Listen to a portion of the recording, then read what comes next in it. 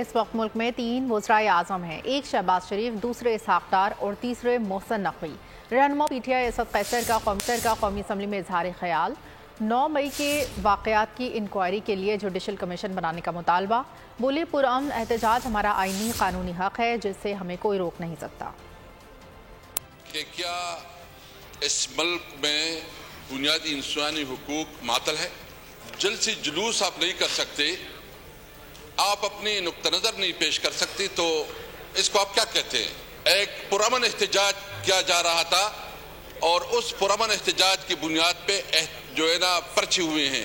مجھے افسوس یہ ہے کہ جب تحریک انصاف کوئی جلسہ کرتی ہے، جب کوئی پروگرام کرتی ہے تو وہاں دفعہ 144 لگاتی ہے۔ پیپل پارٹی جلسے کرے سندھ میں، کراچی میں، کوئی مسئلہ نہیں ہے۔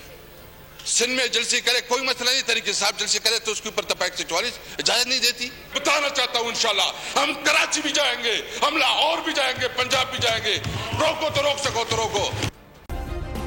سبسکرائب کریں اور بیل دبائیں تاکہ کوئی خبر رہ نہ جائے۔